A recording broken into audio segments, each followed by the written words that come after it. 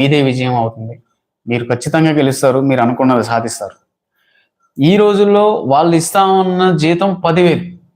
వాళ్ళు ఇస్తామన్న జీతం 10,000. ఈ రోజుల్లో రూ. 10,000 అంటే చిన్న విషయం కాదు.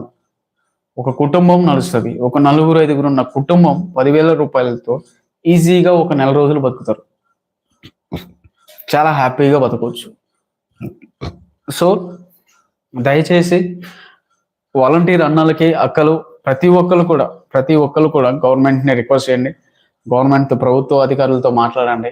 మనకి కావాల్సిన దాన్ని మనం సాధించుకోవాలి. ఒకవేళ ప్రభుత్వం స్పందించని పక్షంలో మనకి కావాల్సిన దాన్ని మనం సాధించుకుంటూ మనకు రావాల్సిన ఉద్యోగం గురించి మనం పోరాడడంలో తప్పేమీ లేదు. పైగా అది మన స్వార్థం కోసం చేసుకునే పని కాదు. పూర్తిగా మన స్వార్థం కోసం చేసే పని కాదు. 10 మందికి ఉపయోగపడే వాళ్ళం మనం. మనం చేసే పని 10 మందికి ఉపయోగపడేది. 10 మంది ఇబ్బందులు తీర్చే పని. 10 మందిలు తీర్చే పని కాబట్టి దాని గురించి ఇంకా ఎక్కువ పోరాడొచ్చు మనం. ఇంకా ఇలాంటి ఉద్యోగాలు చేస్తున్నందుకు కొంతమంది మనస్ఫూర్తిగా ఫుల్ సాటిస్ఫైడ్‌గా ఫీల్ అయ్యే వాళ్ళు కూడా వాలంటీర్స్ కొంతమంది ఉన్నారన్నమాట. ఆ వాలంటీర్స్ అలాంటి వాళ్ళు కూడా వచ్చే జీతం కోసం కంటే 10 మందికి మేలు చేస్తున్నాము. కొంతమంది వాలంటీర్లు 10 మందికి మేలు చేస్తున్నాము అనే సాటిస్ఫాక్షన్‌తో పనిచేసే వాళ్ళు ఉంటారు. వాళ్ళకి వచ్చే జీతం గురించి పట్టించుకోకుండా 10 మందికి మేము మంచి పని చేస్తున్నాము. ఒక ముసలామెకి పింఛన్ రావట్లేదు. ఆమెకి సంబంధించిన ఇబ్బంది పట్టించుకొని ఆమెకి కావాల్సిన అవసరాలు తీస్తున్నాము. ఒక ఇంట్లో ఒక వ్యక్తి అనారోగ్యంతో ఇబ్బంది పడుతున్నారు. ఆయనకి ఎటువంటి ఆర్థిక స్తోమత లేదు.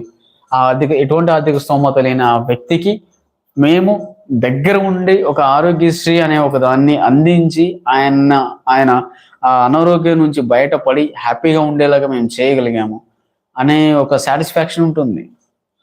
శాలరీ కంటే కూడా ఒక మంచి పని చేశాను అనే ఒక సాటిస్ఫాక్షన్ ఏదైతే ఉందో అది నిజంగా చాలా మంచిది అనమాట. ఒక మనిషి ఆరోగ్యానికైనా కావచ్చు, ఒక మనిషి జీవన విధానానికైనా కావచ్చు. 10 మందికి మేలు చేసిన అనే ఒక ఆలోచన అనేది, ఒక సాటిస్ఫాక్షన్ అనేది చాలా మంచిగా ఉంటుంది అనమాట. ఆ ఫీలింగ్ అనేది అనుభవించే వాళ్ళకి తెలుస్తుంది. అలాంటి వాలంటీర్స్ కూడా కొంతమంది ఉన్నారు అనేసి నేను అనుకుంటున్నాను. దీంతో పాటు ఇంత మంచి వాలంటీర్స్తో పాటు ఎక్కడో ఒక ఏదో అంటారు కదా, గంజాయి మొక్క సంథింగ్ ఏదో అనేసి అని అంటారు కదా. బృందావనంలో గంజాయి మొక్క సంథింగ్ ఏదో పూల మొక్కల మధ్య కలుపు మొక్క అనేసి ఏదో అనేసి అని అంటారు కదా. అలాంటిది ఎక్కడో ఒక వాలంటీర్ అనే వ్యక్తి, ఆ వ్యక్తి చిన్న తప్పు చేయడం వల్ల పూర్తి వాలంటీర్ వ్యవస్థని తప్పుపట్టేదాకా పోతుంది వ్యవహారం. సో ఇంతకుముందు ఎవరైతే మిస్టేక్స్ చేసి ఉన్నారో, ఇంతకుముందు ఎవరైతే ఈ వాలంటీర్ వ్యవస్థలో చేసి కావాలని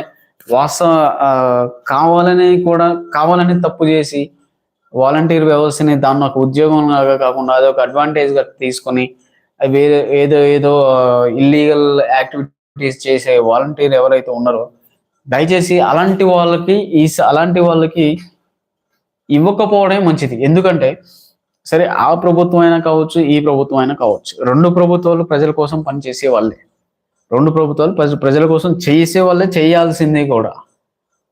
ఏంటి అదే గత ప్రభుత్వం చేసినట్లు ఇప్పుడున్న ఈ ప్రభుత్వం చేస్తే ఈ రోజు ఇంతసేపు ఇలా మాట్లాడాల్సిన అవసరం నాకు ఉండకపోయేది. ఇలా చర్చించుకోవాల్సిన అవసరం మనకు ఉండకపోయేది అనమాట. సో వాలంటీర్ వ్యవస్థ అనేది మంచి వాళ్ళు ఉన్నారు, ఎక్కడో ఒక దగ్గర చెడ్డ వాళ్ళు కూడా ఉన్నారు. సో అలా అనేసి అందరి మీద పగబట్టి అందరినీ ఇబ్బంది పెట్టడం, వాళ్ళ నిరుద్యోగం అనే ఒక వాళ్ళ బలహీనతతో ఆడుకోవడం అనేది పద్ధతి కానే కాదు, కరెక్ట్ కానే కాదు. దయచేసి పవన్ కళ్యాణ్ గారు ఒకసారి మీరు ఆలోచించండి. మీరు మైక్ పట్టుకుంటే బాగా మాట్లాడతారు. సో నాకు తెలిసి ఇప్పుడున్న యువ నాయకుల్లో ఇంత బాగా మాట్లాడే వాళ్ళు ఎవరు లేరు, ఇంత బాగా అబద్ధాలు చెప్పే వాళ్ళు కూడా ఎవరు లేరు పవన్ కళ్యాణ్ గారు. సో మైక్ పట్టుకుంటే మీరు అంత బాగా మాట్లాడతారు అనమాట. దయచేసి ఈ వాలంటీర్ వ్యవస్థ మీద దృష్టి పెట్టండి. మీరు లేస్తే మైకులు ముందేసుకొని డబ్బులు లేవు, డబ్బులు లేవు, డబ్బులు లేవు అనేసి మీరు